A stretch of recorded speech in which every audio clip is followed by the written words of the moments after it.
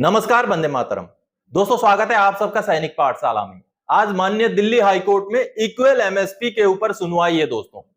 और court number 248 में आज की सुनवाई है। और जैसे पता चला है दोस्तों कि केस को थोड़ा आगे का नंबर मिला है, तो हो सकता है कि लंच से पहले पहले सुनवाई हो जाए। लेकिन इससे पहले कि आज की सुनवाई में क्या हो सकता है उसके बारे में बात करें दोस्तों, मैं आपको भारत सरकार रक्षा मंत्रालय का इक्वल एमएसपी के ऊपर मूड क्या है, क्या स्पष्टीकरण है, वो आपको दिखाना और समझाना चाहता हूं। रक्षा मंत्रालय ने लिखित में जो जवाब दिया है इक्वल एमएसपी के ऊपर कि जेसीओ को भी एमएसपी जो है मिलिट्री सर्विस पे जो है वो इक्वल दिया जाना चाहिए, इस सवाल के ऊपर कि हम उसके बारे में क्या सोचते हैं। छठे पे कमीशन, सातवें पे कमीशन का हवाला देकर के उसका जिक्र करके जो रक्षा मंत्रालय का जवाब आया है उसको पहले समझते हैं कि क्या रुख है सरकार का इक्वल एमएसपी के ऊपर। उसके बाद बात करेंगे दोस्तों कि आज अगर सुनवाई होगी तो किस तरीके का फैसला आ सकता है, या आज भी अगला डेट मिलेगा, उसके बारे में समझते हैं। तो चलिए सबसे पहले भारत सरकार का वो लेटर जिसमें स्पष्टीकरण आया हुआ है वो देख लेते हैं। दोस्तों, रक्षा मंत्रालय का ये जो लेटर आप देख पा रहे हैं, देखिए, department of ex serviceman welfare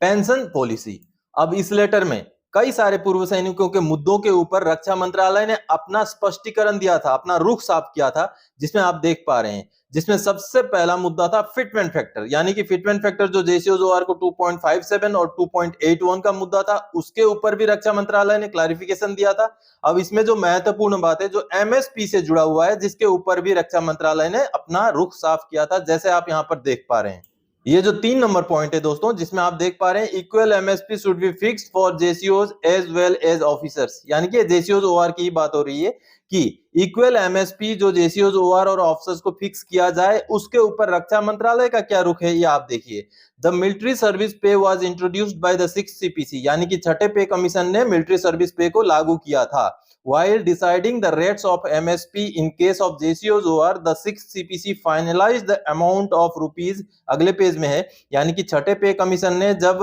MSP को लागू किया था तो JCOs OR के लिए जो रिकमेंडेशन हुआ था, पैसों का जो अमाउंट रिकमेंडेशन हुआ था वो था, अगले पेज में देखिए, ये देखिए 1000 रुपए per month, as they were not paid any rank pay in the 5th regime similar to officers, यानी कि दोस्तों ऑफिसर की तरह उनको कोई रैंक पे नहीं मिलता, जिस वजह से उनको 1000 रुपए मिलिट्री सर्विस पे जो है दिया जाए हर महीने का। आगे सरकार का क्लैरिफिकेशन में ये लिखा जाता है, however the government increased the amount to ₹2000 per month for जेसीओज OR in the 6th CPC, यानी कि 1000 रुपए रिकमेंडेशन होने के बावजूद भी सरकार ने 2000 रुपए करके भुगतान कर दिया, 6th सीपीसी में रिकमेंडेशन को जो है लागू कर दिया, ऐसा इस लाइन में कहा गया है। आगे दोस्तों, further the 7th CPC wide it's para 62113 stated that the commission does not see any merit in disturbing the existing structure of grant of MSP at slab rates for 4 categories. The 7th CPC wide para 5222 specified the rates of MSP for officers as ₹15,500 and JCOs are as ₹5,200, यानी कि आगे 7th पे commission ने अपने recommendation में 6.2.113 और 5.2.22 paragraph में ये कहा है कि उनको कोई भी ऐसी दलील, कोई भी ऐसा पॉइंट जस्टिफिकेशन नहीं दिखता कि जिस तरीके से एमएसपी मिल रहा है उसको बदला जाए, यानी कि उसी के तर्ज पर 2.57 का मल्टीप्लिकेशन लगा करके 15,500 ऑफिसर्स का और 5,200 जो है जेसीओज ओआर का दिया गया, ये सरकार का कहना है। आगे, the government accepts the recommendation and accordingly armed forces पे रूल्स रेगुलेशंस 2017 वेर इश्यूड, यानी कि जो रिकमेंडेशन 7th पे कमीशन ने दिया है उनको सरकार ने एक्सेप्ट किया और उसी हिसाब से जो 2017 का जो पे रेगुलेशन, पे रूल्स हैं उनको जारी कर दिया गया। अब दोस्तों यहां पर सरकार ने 7th पे कमीशन का ये हवाला तो दिया, लेकिन 6th पे कमीशन में क्लियरली ये लिखा हुआ है कि एमएसपी यानी कि मिलिट्री सर्विस पे जो है वो रिगर्स ऑफ सर्विस, यानी कि जीवन की कठिनाइयों के लिए, सर्विस की कठिनाइयों के लिए दिया जाए, इसका इसमें कहीं भी जिक्र नहीं है। और 7वें पे कमीशन में भी रिकमेंडेशंस में ये बातें भी लिखी हुई हैं कि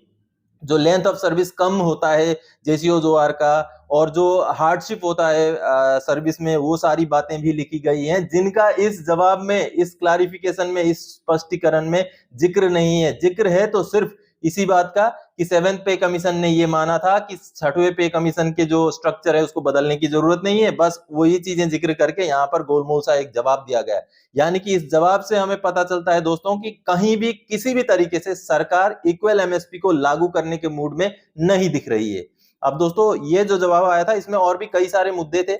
लगभग इसमें जैसे 13 मुद्दे थे जिनका जवाब जो है रक्षा मंत्रालय ने दिया था, ये आप देख पा रहे हैं। अब दोस्तों चलिए आज का जो हियरिंग है उसके ऊपर बात करते हैं। तो दोस्तों आप सब ने देखा कि भारत सरकार का जो मूड है वो इक्वल एमएसपी के ऊपर किस तरीके का है। तो आज माननीय दिल्ली हाईकोर्ट में सुनवाई है, मान लीजिए सुनवाई हो भी जाती है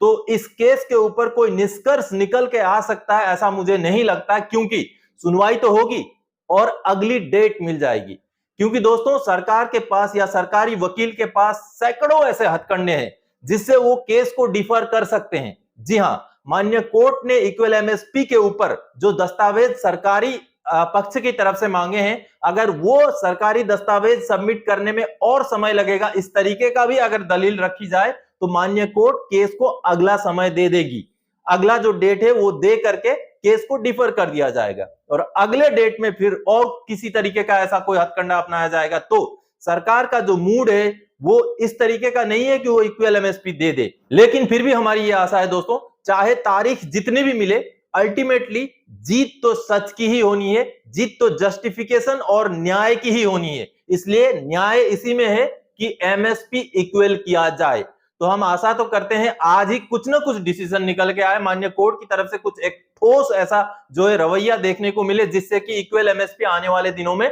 जो है मिलने का रास्ता साफ हो। अगर दोस्तों इसमें भी एक चीज बता दो, मान लीजिए खुदा ना खास्ता माननीय दिल्ली हाईकोर्ट की तरफ से ठोस कोई आदेश भी सुनाया जाता है एमएसपी को लेकर के, इक्वल एमएसपी लागू करने को लेके, लेकिन फिर भी सरकार के पास और एक बहुत बड़ा हथियार, बहुत बड़ा रास्ता है और वो है माननीय सुप्रीम कोर्ट में अपील करने का। और जैसे अभी थोड़ी देर पहले आपने सरकार का रवैया लिखित लेटर में देखा, तो सरकार मेरे ख्याल से दिल्ली हाईकोर्ट से जो फैसला अगर आ भी जाता है फिर भी सरकार सुप्रीम कोर्ट में जाएगी ऐसा क्लियरली दिख रहा है। तो इक्वल एमएसपी जायज तो है, लेकिन इक्वल एमएसपी की जो राह है, जो रास्ता है, वो आसान नहीं दिख रहा है दोस्तों। चलिए जो भी हो, माननीय दिल्ली हाईकोर्ट में फैसला आने के बाद सुप्रीम कोर्ट जाना पड़े, कुछ भी हो, हम तो इस बात को लेकर आशावादी हैं कि इक्वल एमएसपी एक न एक दिन लागू हो जाएगा। लेकिन आज की जो सुनवाई है उसमें माननीय दिल्ली हाईकोर्ट की तरफ से किस तरीके का फैसला आ सकता है या सिर्फ अगला डेट मिलेगा, वो आपकी राय कमेंट में जरूर बताइएगा। तो दोस्तों इस वीडियो में इसी जानकारी के साथ आया था, आगे और कोई जानकारीदायक आपसे सरोकार रखने वाला विषय लेकर मैं फिर से हाजिर हो जाऊंगा। तब तक के लिए जय हिंद दोस्तों।